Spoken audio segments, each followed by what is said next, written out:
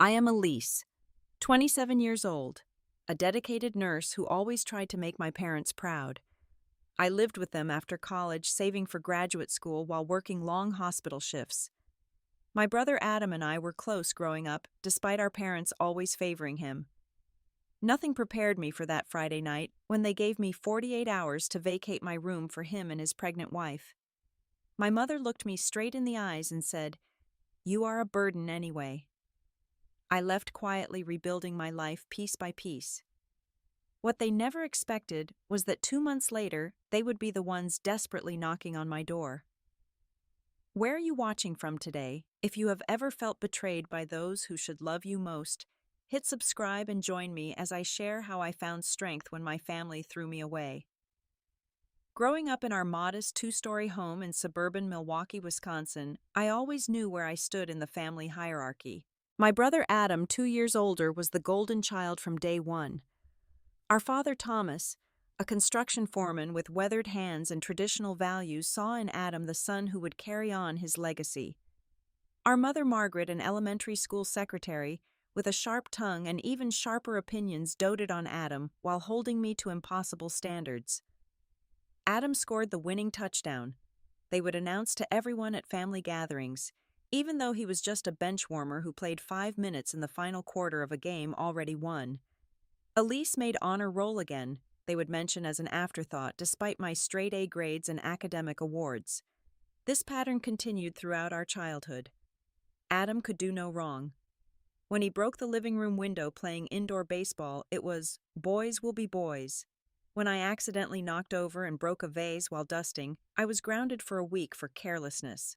I found solace in books and academics, pouring my energy into school where my efforts were recognized by teachers who saw my potential.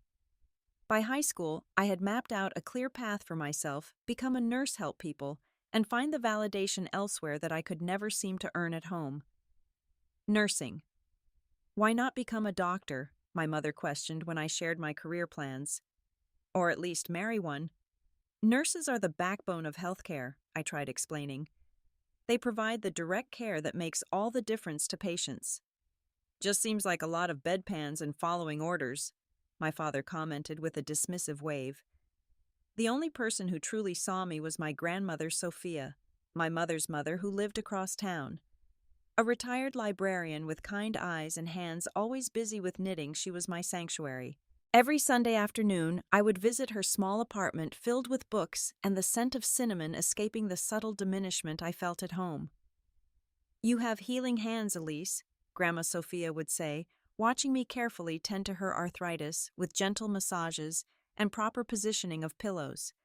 "Some people are born with that gift. Never let anyone make you feel small for using it." After high school, I attended the University of Wisconsin's nursing program on a partial scholarship. Those 4 years living in the dorms were the most peaceful of my life. I thrived in the clinical settings, earning praise from instructors for my attentiveness to patients and meticulous care. For the first time, I felt truly valued for exactly who I was. Adam's path was less structured. He dropped out of community college after 3 semesters, claiming it wasn't challenging enough. This began a pattern of job hopping that my parents somehow always framed as exploring his options, rather than the instability it truly was. Retail positions, restaurant work. A brief stint at a car dealership, none lasted more than a few months. After graduating with honors and passing my NCLEX exam, I faced a difficult decision. Rents near the hospital where I landed my first job were astronomical. Living with roommates would be possible, but would leave little for savings. With my goal of eventually pursuing a graduate degree in pediatric nursing, I reluctantly decided to move back home temporarily. "Of course you can stay here," my mother had said, though her tone conveyed it as a burden rather than welcome. "But we will need you to contribute to household expenses." I agreed to pay $700 monthly toward household expenses, a significant portion of my entry-level nursing salary, but still less than market rent. I also took on grocery shopping, cooking 3 nights a week, and most of the household cleaning despite working 12-hour shifts that often left me exhausted. Meanwhile, Adam had moved into a small apartment with his latest girlfriend Jasmine, whom he had met at his new warehouse job. He visited frequently, always leaving with containers of home-cooked food and sometimes money that my parents slipped him, despite their own financial struggles with my father's recent hours being cut back. "Your brother is finding his way," my mother would say defensively when I gently questioned these gifts. "Not everyone has their life as perfectly planned out as you, Elise." The irony was that despite their perception, I was working harder than I ever had. Hospital nursing was physically and emotionally demanding. I would come home from night shifts with aching feet and a heart heavy from holding the hands of suffering patients. Yet somehow in my parents' eyes, Adam's sporadic employment and constant financial need represented a more valid struggle than my consistent work and contribution. As months passed, I settled into a routine of work-home responsibilities and caring for my grandmother whose health had begun to decline with increasing joint pain and early signs of heart problems. I took her to doctor appointments, organized her medications, and continued our Sunday visits, now bringing healthy meals I prepared in advance. "You are an angel, my Elise," Grandma Sophia would say. "I see how much you give to everyone. Please make sure to keep something for yourself." I promised her I was saving diligently for graduate school, planning to apply within 2 years. What I didn't tell her was how those savings grew more slowly than anticipated, as my parents increasingly relied on my contributions to maintain the household. My father's reduced income could no longer fully support. In quiet moments, I would wonder if I had made the right choice moving home. But with housing costs rising and my desire to advance my education, I convinced myself this temporary sacrifice was worth it for my long-term goals. I never imagined how quickly and cruelly those goals would be derailed by the people who should have supported them most. The announcement came on a Tuesday evening in early April. I had just finished a 10-hour shift and was reheating leftover lasagna when Adam burst through the front door, Jasmine in tow, both beaming with excitement. "Family meeting, everyone in the living room now," Adam shouted, his voice carrying through the house. My parents emerged from different parts of the house, my mother wiping her hands on a dish towel, my father setting aside the newspaper. They looked confused but curious.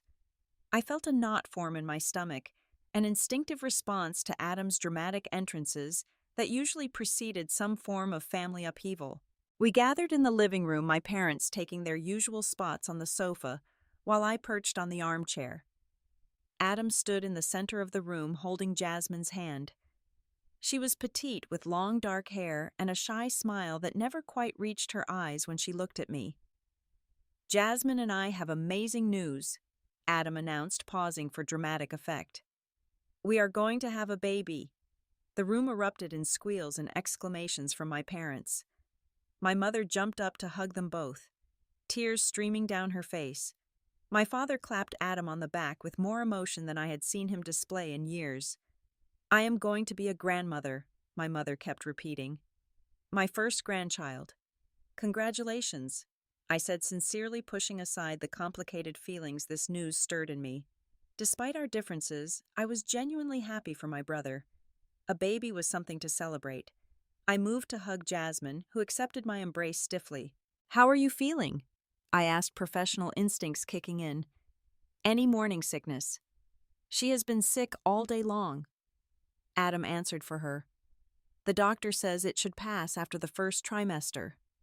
"Try ginger tea," I suggested to Jasmine directly, "and small frequent meals rather than 3 larger ones." She nodded but turned back to my mother, who was already asking about due dates and nursery themes. "October 15th, Adam announced.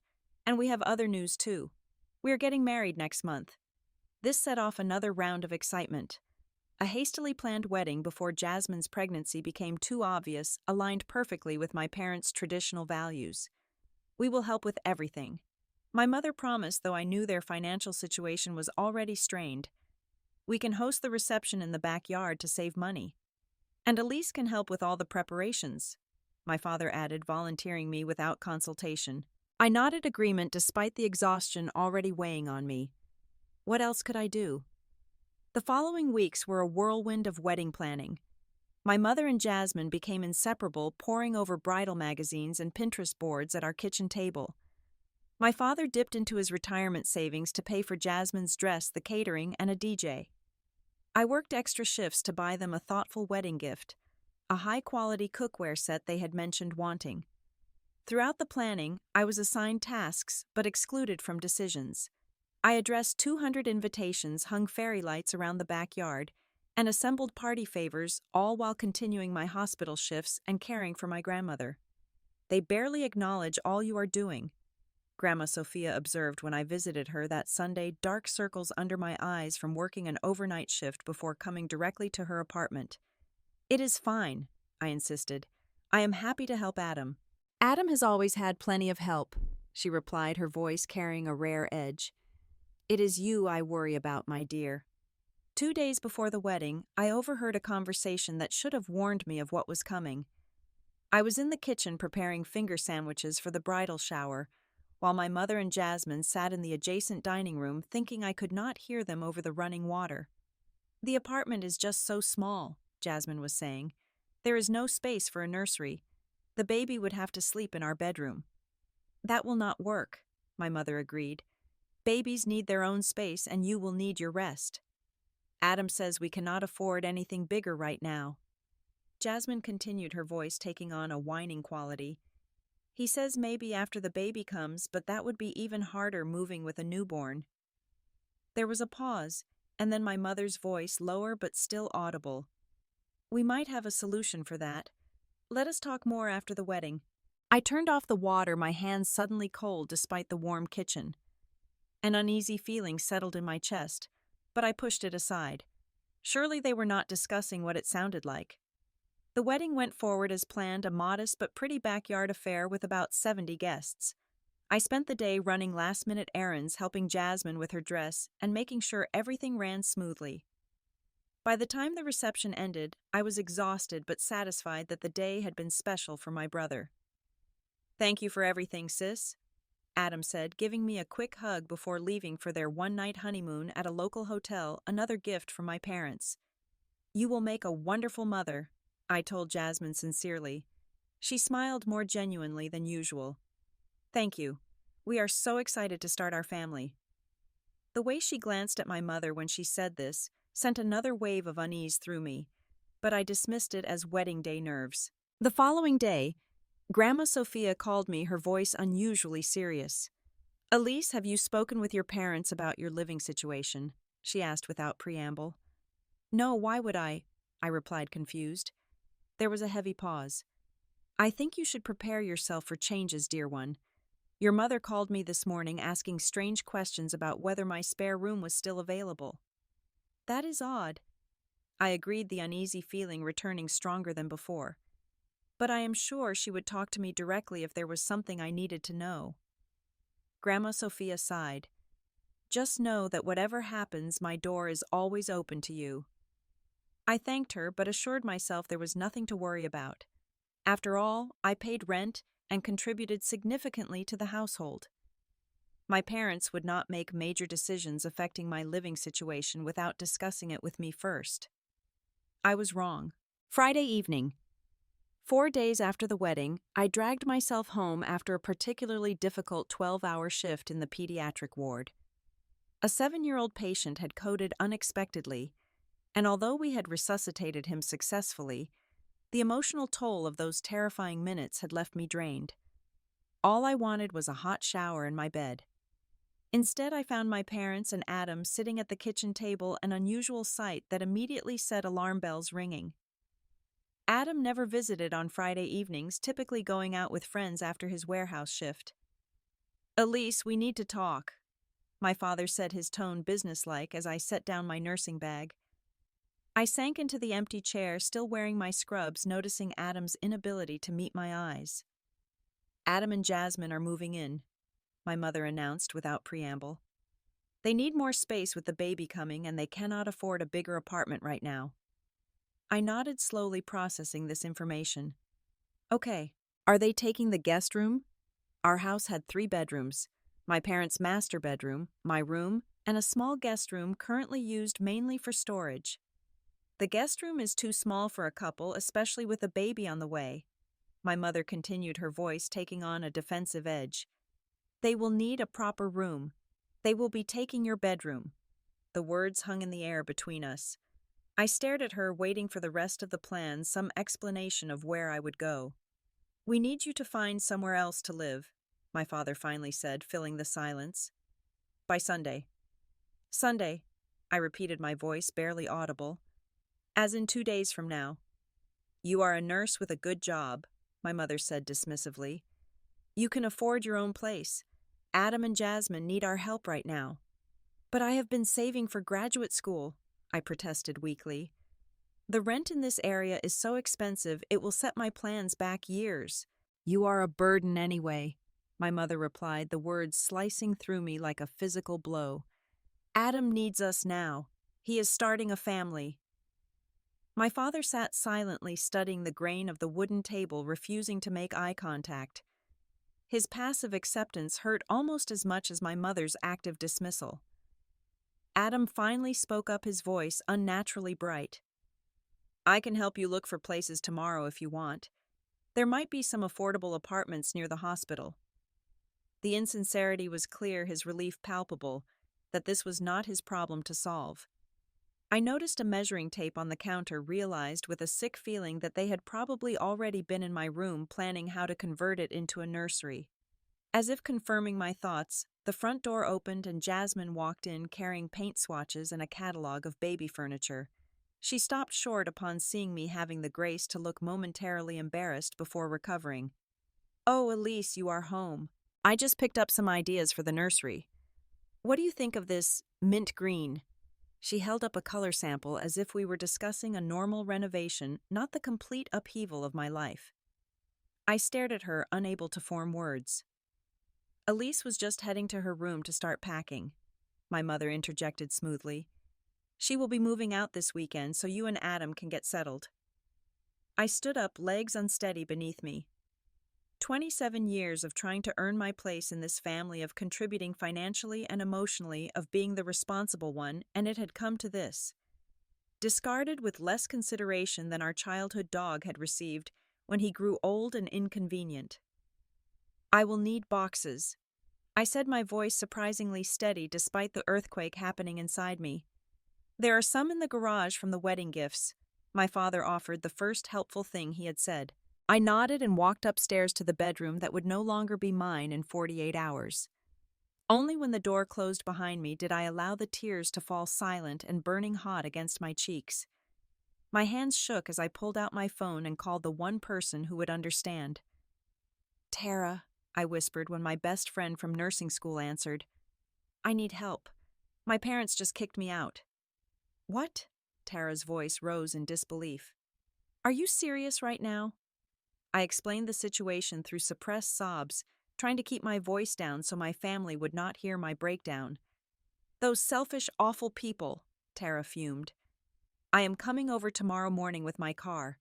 We will get your stuff out of there." "I do not even know where to go," I admitted.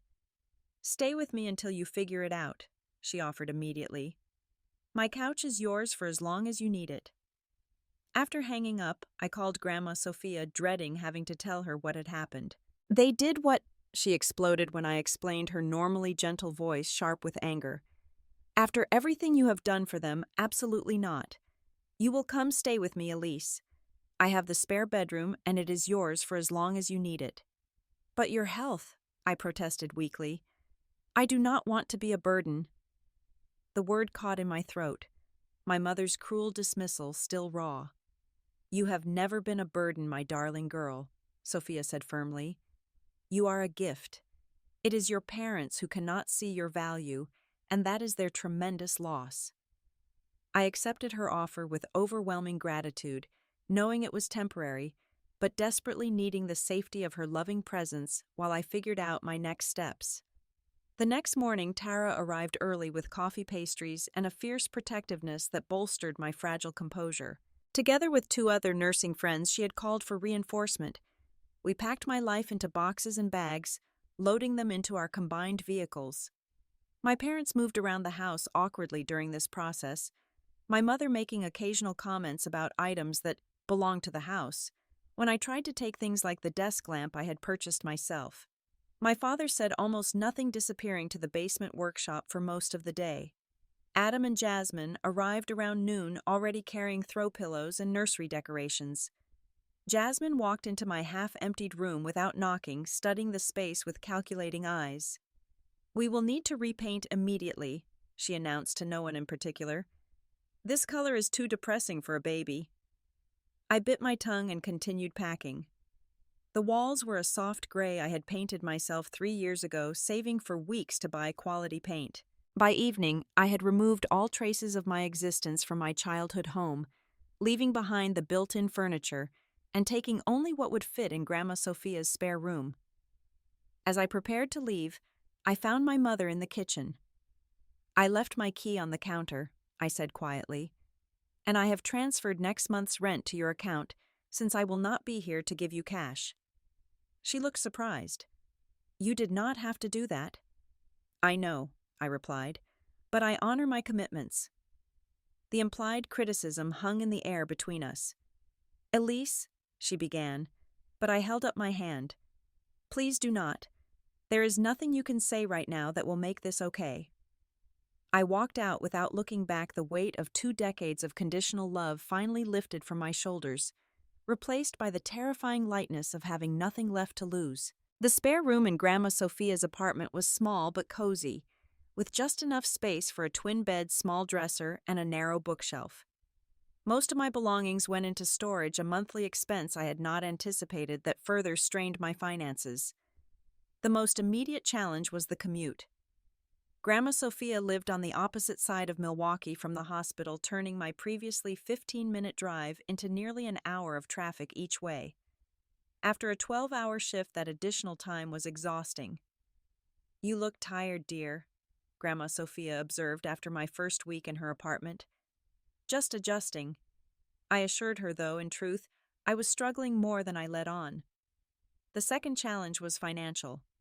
I had been saving nearly 40% of my income while living with my parents despite my contributions to their household. Now, between storage costs, increased gas expenses, and the money I insisted on giving to Grandma Sophia despite her protests, my savings plan was derailed. Most painful was the emotional aftermath. 27 years of trying to earn love and approval only to be discarded when someone deemed more valuable needed my space. The rejection cut deeper than I allowed anyone to see. 1 week after moving alone in the small bedroom while Grandma Sophia slept, I finally broke down completely. Muffling my sobs with a pillow, I released years of pain, disappointment, and the fresh wound of betrayal. I cried until my body ached and no more tears would come. The next morning, puffy-eyed, but somehow lighter, I made a decision. This would not break me. Instead, it would free me from the endless cycle of seeking approval I would never receive. At the hospital that day, my supervisor, Nancy, noticed my reddened eyes. "Everything okay, Elise?" she asked as we reviewed patient charts. Before I could give my standard "I am fine" response, something shifted inside me. Actually, no. My family kicked me out with 2 days' notice to give my room to my brother and his pregnant wife. The words tumbled out, surprising me with their directness. Nancy's expression shifted from concern to outrage. "That is horrible. Where are you staying now?" "With my grandmother. But the commute is difficult," I admitted. Nancy's brow furrowed. "Let me talk to some people. Several nurses share apartments near here. There might be an opening." Word spread quickly through the hospital staff. By lunchtime, 3 different nurses had approached me with housing suggestions. The head of pediatrics, Dr. James Taylor, overheard one of these conversations in the break room. "Elise Wright?" he asked, stopping at my table. Tall, with prematurely silver hair and kind eyes behind wire-rimmed glasses, Dr. Taylor was respected throughout the hospital for both his medical skill and compassionate leadership. I nodded, slightly intimidated, though I had worked with him on cases we had never spoken directly. I could not help overhearing. "My sister manages an apartment building 3 blocks from here. They have income-restricted units for healthcare workers. Would you like me to call her?" "That would be amazing," I said, genuinely grateful for this unexpected support. 2 days later, I had an appointment to view a studio apartment in a well-maintained building primarily housing hospital staff. The rent, while still substantial, was significantly below market rate due to healthcare worker subsidies I had not known existed. "It is small," the property manager warned as she unlocked the door. The studio was indeed compact but clean and bright, with a Murphy bed, efficient kitchenette, and surprising amount of built-in storage. Best of all, it was a 7-minute walk from the hospital. "I will take it," I said immediately. The application process moved quickly, with Dr. Taylor's sister expediting the paperwork. Within a week, I had signed a lease and begun moving the essentials from Grandma Sophia's apartment. "I will miss having you here," she said as she helped me pack. "But this is much better for you, my dear. Your own space close to work." "I will still visit every Sunday," I promised. "That will never change." Another unexpected source of support came from my new neighbor Zoe, a respiratory therapist at the hospital. She appeared at my door the day I moved in, bearing a houseplant and homemade cookies. "Welcome to the building," she said cheerfully. "I remember how overwhelming moving can be. Let me know if you need anything." Her simple kindness brought tears to my eyes, something she tactfully pretended not to notice. As I settled into my new home, I made other changes too. I changed my phone number, sending the new one only to Grandma Sophia, Tara, and other friends. I applied for the advanced pediatric nursing program earlier than planned, channeling my pain into motivation. "Your application is very strong," the program director told me during my interview. "Your clinical evaluations are excellent, and your personal statement about wanting to specialize in supporting children through medical trauma is compelling." I did not mention that my own recent trauma had deepened my understanding of how vulnerable people need advocates during crisis. Some transformations were too personal to share. With each passing day, I built a life defined by my own choices rather than my family's expectations. The studio apartment became a sanctuary decorated with items that brought me joy. My friendship with Zoe deepened through shared meals and hospital stories. Taylor became a mentor, occasionally stopping me in hallways to check on my progress or suggest articles relevant to my pediatric interests. The only shadow on this new beginning was worry about Grandma Sophia. Her health was declining more rapidly than she admitted. During our Sunday visits, I noticed her increasing fatigue and shortness of breath. When she finally allowed me to accompany her to a cardiology appointment, the diagnosis was concerning. Her heart was failing. "I can manage with medication for now," she assured me. "Do not worry yourself sick over me." But I did worry, checking on her daily by phone and adjusting my schedule to take her to appointments. It was during this time that I realized something important: family is defined by love and care, not blood alone. My chosen family of Grandma Sophia, Tara, Zoe, and even my hospital colleagues supported me more genuinely than my parents ever had. 2 months passed without a word from my parents or brother. I heard updates about them only through Grandma Sophia, who maintained minimal contact with my mother. The nursery was painted baby shower, held preparations underway for the October arrival. I pushed away the hurt when hearing these details, focusing instead on building my future. Then one night, everything changed with a single phone call from an unknown number. My phone rang at 11:30 on a Tuesday night, jolting me from sleep after an exhausting hospital shift. The number was unfamiliar, and I nearly sent it to voicemail before a sense of foreboding made me answer. "Hello," I answered cautiously. "Elise." My brother's voice sounded strange, tight with panic. "Thank God you answered. It is Grandma Sophia." My body went cold. "What happened?" "She is in the hospital.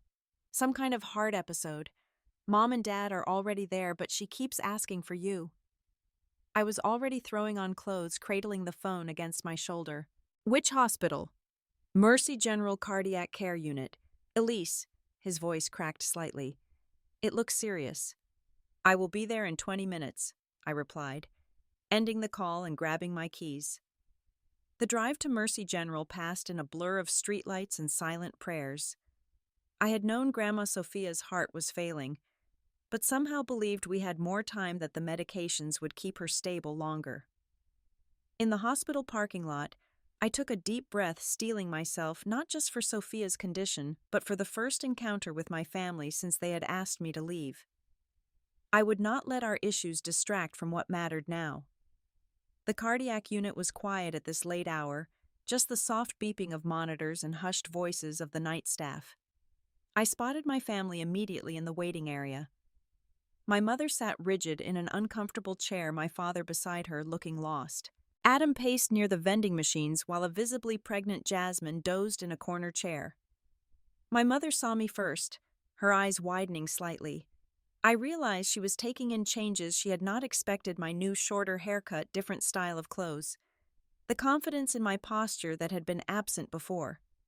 "Elise," she said, rising awkwardly. "Thank you for coming." I nodded curtly. "How is she?" "Congestive heart failure," my father answered. "They are stabilizing her now. The doctor said family can visit briefly once she is settled." "What happened exactly?" I asked, directing my question to my father, finding it easier than engaging with my mother. "She collapsed at home. The neighbor heard something and called an ambulance." He looked genuinely distressed. "We should have been checking on her more." The implied criticism stung, but I let it pass. "I speak with her daily and visit every Sunday. Her condition has been declining gradually, but this acute episode was unexpected." A doctor emerged from the treatment area before anyone could respond. Recognizing me, he nodded. "Nurse Henderson. I did not realize Mrs. Jensen was your grandmother." "How is she, Dr. Patel?" I asked, grateful for the familiar professional interaction that allowed me to maintain composure. "Stabilized for now. The heart failure has progressed significantly. We are adjusting her medications and will need to discuss long-term care options when she is stronger." He glanced at my family. "She has been asking for you specifically. You can go in briefly." "Thank you," I replied, following him through the double doors without looking back at my family.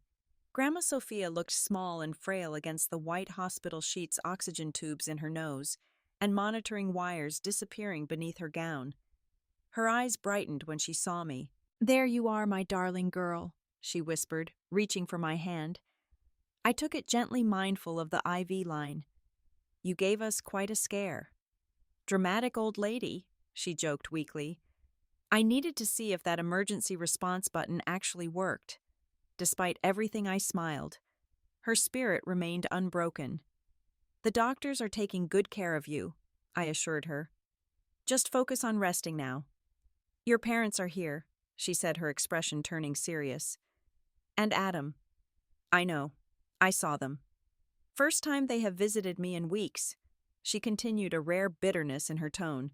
"Too busy preparing for the baby to check on the old generation." I squeezed her hand gently. "Let us not worry about that now." Her eyes held mine. "They are struggling, Elise. Without you." "That is not my responsibility anymore," I replied softly. "No," she agreed. "It is not. I am proud of you for standing on your own 2 feet. Always knew you were the strong one." A nurse appeared in the doorway. 2 minutes left for this visit, then she needs rest." I nodded acknowledgement. "I will be back first thing tomorrow," I promised Sophia. "Try to sleep." "Elise," she called as I turned to leave. "Remember, what matters in the end is how we love, not how we are loved in return. You have always understood that better than the rest of them." I carried those words with me as I returned to the waiting area where my family watched me expectantly. "She is resting," I reported. "The next 24 hours will be critical for stabilization." "What else did the doctor say to you?" my mother demanded. "They seem to be telling you more than us." I met her gaze steadily. "That is hospital courtesy between colleagues, nothing more. I do not have any information you do not." Adam approached, looking uncomfortable. "Can I talk to you for a minute, privately?" Curious. I followed him to a quiet corner near the elevators. "Jasmine is having a difficult pregnancy," he began without preamble. "Severe morning sickness, high blood pressure. The doctor put her on bed rest last week." I waited, unsure where this was going. "Mom and Dad are overwhelmed. Dad is working extra shifts since I had to cut back my hours to care for Jasmine. Mom is trying to handle everything at home, but she is not sleeping well." He ran a hand through his hair. Everything is falling apart, Elise. The unspoken message hung between us. They needed me to fix it just as I always had. I am sorry things are difficult, I said carefully, but I cannot solve this for you. I am not asking you to solve anything, he protested, though his expression said otherwise. I just thought you should know. Now I know, I replied. Is there anything else? He looked at me as if seeing me clearly for the first time. You have changed. Yes, I agreed simply. I have. We rejoined the others, an uncomfortable silence descending. A nurse appeared with update forms for the family to complete. My mother struggled with the medical terminology, finally thrusting the clipboard toward me. You fill this out. You understand all this medical jargon. I accepted the forms, completing them efficiently, before returning to stand slightly apart from my family. My father approached hesitantly. You look good, Elise. The apartment working out okay? Yes, thank you, I replied, keeping my tone neutral. Your mother and I, He paused, clearly struggling. Things have been challenging at home. I waited, giving him space to continue. Jasmine needs a lot of attention. The pregnancy has been complicated. He sighed heavily. Your mother is not coping well with the stress. That sounds difficult, I acknowledged, offering nothing more. He looked at me with a mixture of confusion and dawning realization, perhaps understanding for the first time that I would not rush in to rescue them as I always had before. Further conversation was interrupted by Dr. Patel's return, informing us that Sophia was resting comfortably and we should all go home, returning during regular visiting hours tomorrow. In the parking lot, my mother called out as I unlocked my car. Elise, we should coordinate visiting schedules for your grandmother. I turned to face her.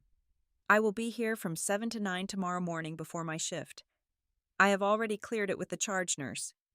Always the perfect granddaughter, she muttered, the familiar bitterness in her tone. No, just a granddaughter who prioritizes the people who have shown me unconditional love, I replied calmly. Good night, Mom. As I drove home, I reflected on how differently I felt facing my family after these 2 months apart. The desperate need for their approval had diminished, replaced by a clear-eyed understanding of our dynamics and my own worth independent of their validation. It was a painful growth, but growth nonetheless. The following morning, I arrived at the hospital as planned, bringing fresh flowers and Sophia's favorite hand lotion. To my surprise, Dr. James Taylor was reviewing her chart. Dr. Taylor, I did not realize you were consulting on my grandmother's case. He looked up with a warm smile. Dr. Patel asked for my input given the complexity. How are you holding up? I am okay, I replied.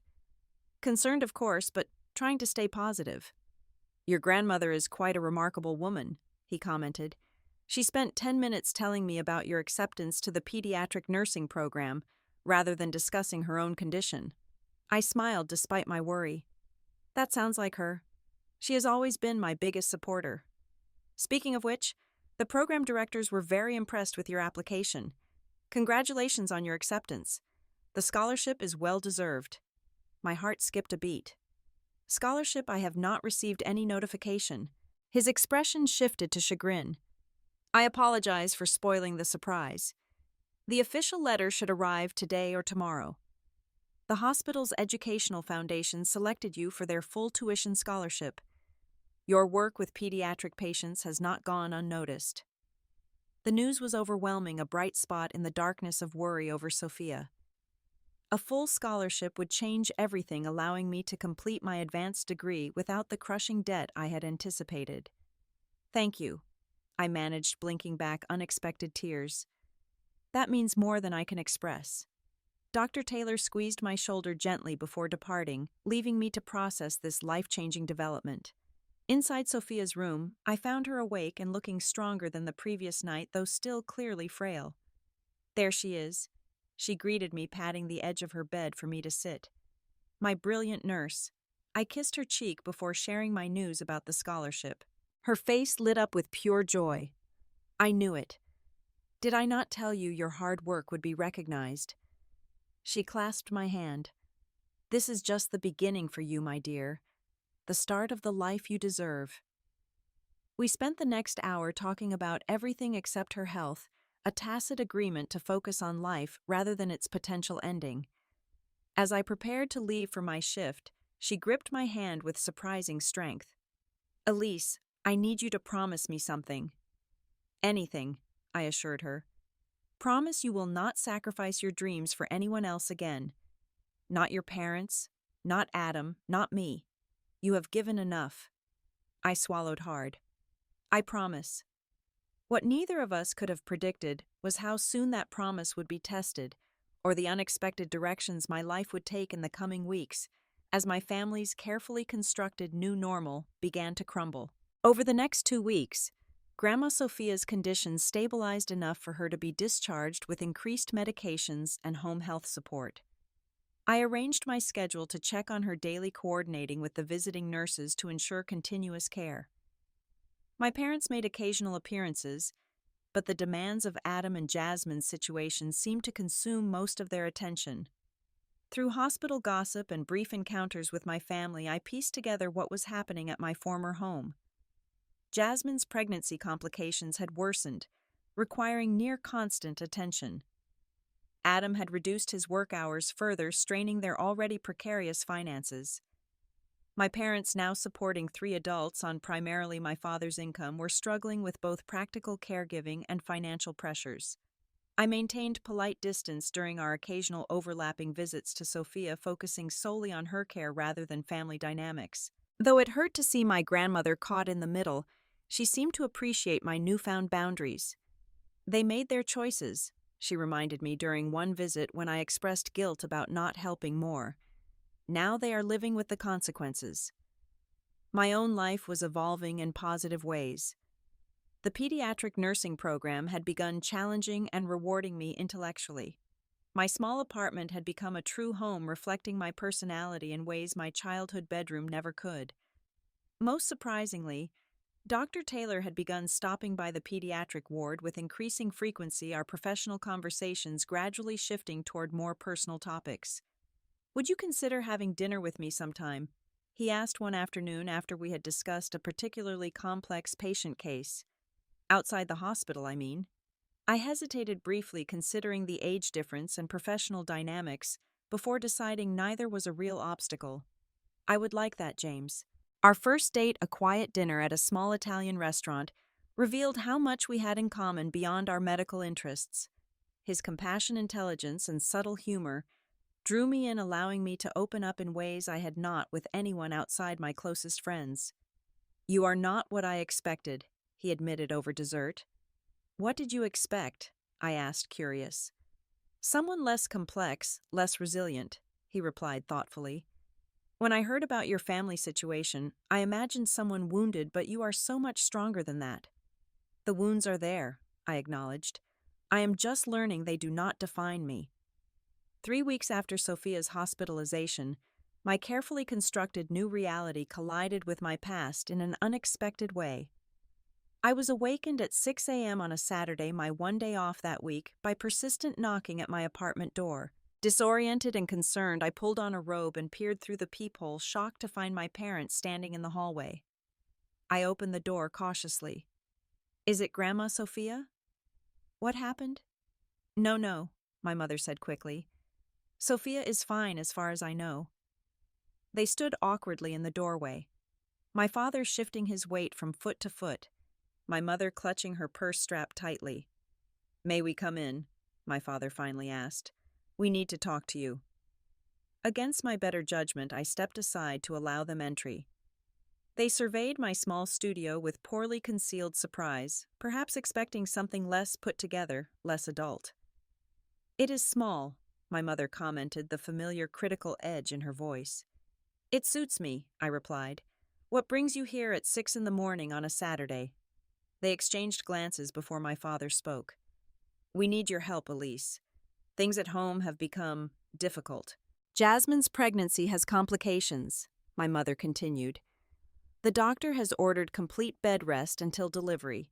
She cannot do anything for herself, and the baby is not due for another month." "I am sorry to hear that," I said sincerely. "Has she been hospitalized?" No, she is at home, in your room. My mother had the grace to look slightly uncomfortable at this. Adam has had to cut back to part-time work to help care for her, and your father is working overtime to cover expenses. I waited, sensing there was more. We are exhausted, my father admitted, looking genuinely worn down. Your mother is trying to work full-time and care for Jasmine during the day. I take over when I get home, but between work and caregiving, we are running on empty. What exactly are you asking of me? I inquired, though I already knew the answer. We need you to come home, my mother said, the words clearly difficult for her. Just until the baby comes, to help with Jasmine and the household. I considered their request silently, noting the irony of being deemed a burden one day and essential the next. I have a full-time nursing job and am in graduate school now, I reminded them. My schedule is not flexible. You could move back, my father suggested. The guest room is cleared out now. You could stay there. The guest room, not my former bedroom. The distinction was telling. No, I said simply. I cannot do that. My mother's expression hardened. Cannot or will not. This is your family, Elise. Your brother needs you. Yes, it is my family, I agreed. The same family that gave me 48 hours to vacate my home, calling me a burden in the process. That was a difficult time, my father protested weakly. We were under pressure. And now you are under pressure again, so you have come to the person you discarded when it was convenient. I kept my voice level, surprising myself with how calm I felt. I cannot upend my life to solve problems created by choices I had no part in making. My mother's face flushed with anger. So that is it, revenge. You will just let your brother and his wife suffer because your feelings were hurt. This is not about revenge, I replied. It is about boundaries and respect. I have built a new life that works for me. I have commitments I will not abandon. What about family commitment? My father asked. Family commitment works both ways, I pointed out. When you needed space for Adam and Jasmine, you did not consider my needs at all. You cannot expect me to prioritize your needs now when you showed so clearly that mine do not matter. They sat in stunned silence, perhaps never having heard me speak so directly before. I can help in limited ways. I offered, softening slightly. I can stop by after shifts occasionally to give you a break. I can bring prepared meals sometimes. But I will not give up my apartment, my independence, or put my education on hold. That is not enough, my mother insisted, though her voice had lost some of its conviction. It is all I can offer, I replied firmly. My father studied me with new eyes. You really have changed. Yes, I agreed. That tends to happen when you have to rebuild your life from scratch. The conversation ended shortly after my parents leaving with less than they had hoped for, but more than I initially wanted to give. As I closed the door behind them, I felt a complex mixture of emotions lingering: hurt, newfound strength, and the bittersweet realization that I had finally stopped seeking the approval I would likely never receive. Later that day, I called James to cancel our planned dinner, explaining the morning's events. Are you okay? He asked, concern evident in his voice. Surprisingly, yes, I answered truthfully. For the first time, I feel like I'm making choices based on what is right for me, not what might finally earn their love. That is a powerful realization, he said. For what it is worth, I think you handled it perfectly. Setting boundaries does not mean you do not care. His understanding reinforced what I was coming to believe, that relationships should add to your life rather than diminish it, should lift you up rather than tear you down. I decided to follow through on my offer of limited help, dropping off home-cooked freezer meals the following evening. Jasmine was alone when I arrived, Adam having taken my parents out for a brief respite dinner. Thank you for the food, she said quietly as I stored the containers in the freezer. And for coming by. I nodded, keeping busy with the task at hand. I did not know they were going to kick you out, she continued, surprising me. Not with just 2 days' notice. I thought they had discussed it with you weeks before. I turned to look at her, assessing her sincerity. She lay on the living room couch, her pregnant belly prominent under a blanket, dark circles under her eyes, testifying to her exhaustion. Would it have made a difference if you had known? I asked. She looked away. I would have insisted Adam find another solution. This was his parents' idea, not ours. We could have managed in our apartment. Her admission shifted something in my perception. Perhaps she had been as much a pawn in my parents' dysfunctional game as I had been just playing a different role. The situation is what it is now, I said, softening slightly. I am sorry you are having such a difficult pregnancy. The doctors say the baby is healthy, she replied, rubbing her stomach. That is what matters. Everything else is temporary. As I prepared to leave, she called after me. Elise, for what it is worth, I think what they did to you was wrong. Really wrong. I paused at the door. Thank you for saying that. It was a small acknowledgement, but it healed something I had not realized was still raw. Sometimes validation from unexpected sources can be the most powerful kind. The following week brought another crisis. As Grandma Sophia was readmitted to the hospital, her heart function declining despite medication. This time the prognosis was more serious. We need to discuss end-of-life care, Dr. Patel told our assembled family in a quiet consultation room. Her heart is simply wearing out. The words hit like physical blows. Though I had known intellectually this was coming emotionally, I was unprepared for the finality.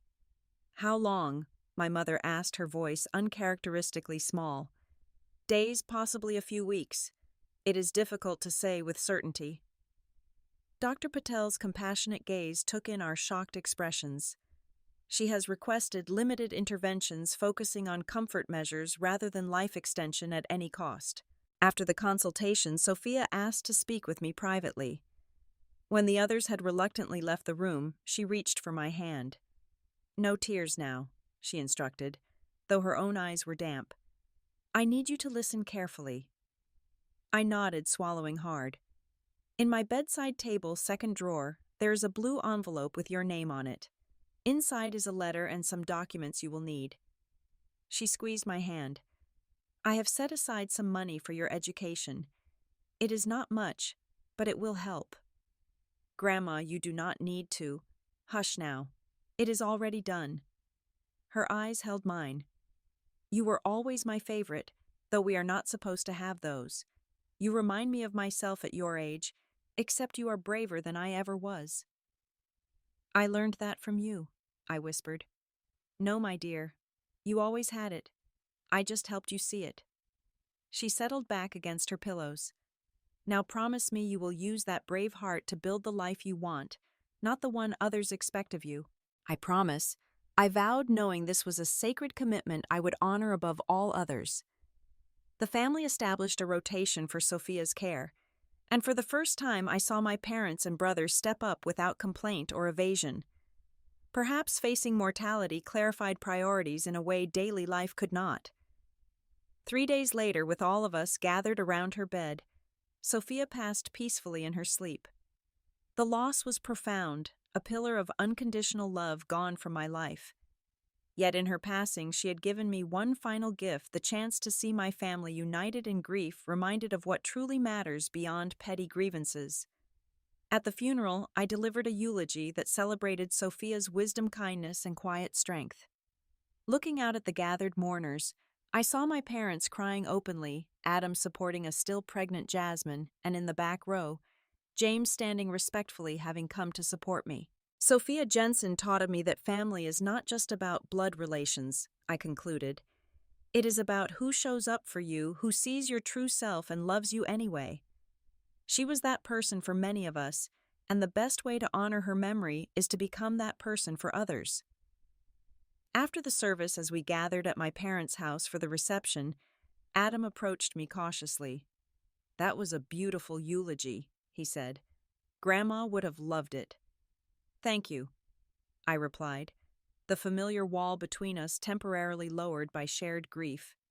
Elise, he began hesitantly, I am sorry. For everything. For taking your room, for not standing up for you, for accepting help all these years without giving anything back. The apology so long awaited felt both significant and somehow beside the point now. I appreciate that, Adam. Jasmine and I, we are separating, he continued, shocking me. After the baby comes. We rushed into marriage for the wrong reasons, and it is not working. I am sorry to hear that, I said sincerely. He shrugged, looking tired beyond his years. It is for the best. I need to grow up, take responsibility. Losing Grandma has made me realize how much time I have wasted. Before I could respond, a commotion erupted across the room as Jasmine doubled over in pain, crying out sharply. My water broke, she gasped, panic in her eyes. The room erupted in chaos, but medical training kicked in immediately. I guided Jasmine to sit down while directing my father to bring the car around. My mother frantically gathered the hospital bag they had prepared while Adam stood frozen in shock. Adam, I said firmly, Jasmine needs you now. Can you focus? He nodded my words, seeming to snap him back to the present crisis. The next hours passed in a blur of hospital corridors and waiting rooms. Though I offered to stay with Jasmine during delivery given my medical background, she wanted only Adam present, a choice I respected. Shortly after midnight, my niece entered the world a healthy 7-pound baby, despite being 3 weeks early. They named her Sophia, a tribute that brought fresh tears to our exhausted eyes. Seeing my brother hold his daughter for the first time, wonder and terror mingled on his face. I felt something shift within our family dynamic. New life in the wake of loss has a way of reordering priorities, of clarifying what truly matters. As I prepared to leave the maternity ward, my mother caught up with me in the corridor. Elise, she called, her voice lacking its usual sharp edge. Will you come by tomorrow to help with the baby? None of us know what we are doing, and you have pediatric experience. The request was straightforward, without manipulation or guilt. Perhaps the most honest communication we had shared in years. Yes, I agreed. I will come after my morning class. She nodded, hesitating before adding, we should talk. About everything. Not now, but soon. When you are ready, I replied, not pushing, but not retreating either. In the hospital parking lot, James waited by my car, having come when I texted about the unexpected delivery. How is everyone? He asked, drawing me into a warm embrace. Exhausted, emotional. The baby is beautiful. I leaned into his strength, allowing myself a moment of vulnerability. Everything is changing so fast. That is life, he observed. Loss and renewal, endings and beginnings often happening simultaneously. I looked up at him, this man who had become such an important part of my new life, and felt a surge of gratitude for the painful journey that had led me here. Take me home, I asked simply. Always. He promised, a word that held more significance than its everyday usage might suggest. As we drove through the quiet midnight streets, I reflected on the strange, painful, beautiful path that had brought me to this moment. Being called a burden and cast aside had hurt beyond measure, but it had also freed me to discover my own strength to build a life based on mutual respect, rather than obligation to recognize my worth independent of others' validation. Sometimes the end of one story is simply the beginning of a better one. 6 months later, I stood in my new condo, sunlight streaming through windows that overlooked a small park. The 2-bedroom space represented so much more than square footage. It was tangible proof of how far I had come. The scholarship for my pediatric nursing program had covered tuition completely, allowing me to use my savings and the modest inheritance from Grandma Sophia as a down payment on this permanent home. No one could ever ask me to leave with 48 hours' notice again. The last box is unpacked, James announced, emerging from the second bedroom I had set up as a study. Our relationship had deepened steadily over these months, built on mutual respect, shared values, and genuine enjoyment of each other's company. I can hardly believe it is mine, I admitted, running my hand along the kitchen counter. Sometimes I still expect to wake up in that tiny studio. You earned this, he reminded me, a phrase he often repeated when I expressed disbelief at my good fortune. Through hard work and perseverance. The doorbell interrupted our moment, announcing the arrival of our dinner guests. I opened the door to find my parents and Adam holding baby Sophia, who had grown into a chubby, cheerful 5-month-old. Welcome, I greeted them, accepting the bottle of wine my father offered and the enthusiastic reach of my niece. The past 6 months had brought significant changes to all our lives. Adam had moved into the small apartment and was taking community college classes while working part-time and co-parenting with Jasmine, who had moved back to her parents' home in a nearby suburb. My parents had downsized to a smaller house, recognizing their previous home held too many complicated memories and was too large for just the two of them. Our relationship had evolved into something I would not have thought possible before. Not perfect, not without occasional tension, but built on a new foundation of honesty and respect that had begun with difficult conversations in the weeks following baby Sophia's birth. I was wrong, my mother had admitted during one such conversation, the words clearly difficult for her. The way we treated you was inexcusable. We took you for granted for years, my father had added, and then discarded you when it was convenient. I am ashamed of that. Their apologies had not immediately healed the wounds, but they had opened a path toward a different kind of relationship, one where I maintained healthy boundaries while allowing for the possibility of reconciliation. Now, as we gathered around my dining table, the conversation flowed more easily than it once had. My mother asked interested questions about my pediatric nursing program. My father complimented the condo sincerely, and Adam shared his community college experiences with self-deprecating humor. "Professor says I might actually have a talent for accounting," he reported with genuine surprise. "Who would have thought? I always knew you were smart," I told him. "You just needed to find your focus." James watched our family dynamics with quiet interest, having heard the full story of our complicated history but reserving judgment. His presence in my life had been a steadying force, someone who saw me clearly and valued me completely. After dinner, while James and my father discussed a recent medical research paper, and Adam walked the fussy baby around the living room, my mother helped me clear dishes in the kitchen. "You seem happy," she observed, handing me a plate to load into the dishwasher. I confirmed, "happier than I have ever been." She nodded, something like regret passing briefly across her features. "I am sorry we did not see you clearly before. That it took losing you to recognize your value." "I needed to recognize it first," I replied honestly. "For too long, I sought validation from people who could not give it. Learning to value myself has changed everything." "You are so much like your grandmother," she said softly. "She always knew her own mind." The highest compliment.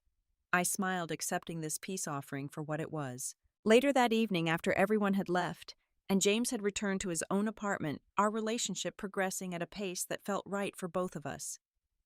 I sat on my balcony watching sunset colors paint the sky. My phone chimed with a message from Adam, a photo of baby Sophia sleeping peacefully with the caption, "She has your determination. Already refuses to sleep unless conditions are perfect." I smiled at the image, this tiny new person who represented hope and continuation. Despite my brother's separation from Jasmine, they were finding ways to co-parent effectively, both growing into their responsibilities in ways I would not have predicted a year ago. My journey from being called a burden to building this independent life had been painful but transformative. The family that had once dismissed me now approached me with respect, not because I had finally earned their approval, but because I no longer needed it to know my worth. The apartment door held a framed quote from Grandma Sophia's last letter to me. "The greatest freedom comes when you no longer seek permission to be yourself." Daily, I was living that truth. My phone chimed again, this time with a message from Dr. Nancy, my supervisor at the hospital. "Pediatric specialist position opening next month. Application has your name all over it. Let us talk Monday." Another door opening, another opportunity to grow.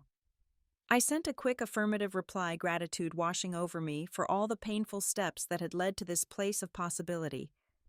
Sometimes being told you are a burden is the universe's way of freeing you from carrying others' expectations. Sometimes having a door closed in your face forces you to find the one that was meant for you all along.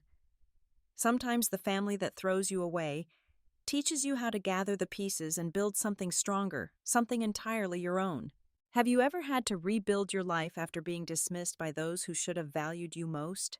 What gave you the strength to move forward? Share your story in the comments, and if this resonated with you, please like and subscribe. I am still learning and growing every day, and your experiences help me understand my own journey better. Thank you for walking this path with me. And remember, the family that truly matters is often the one you choose, not just the one you are born into.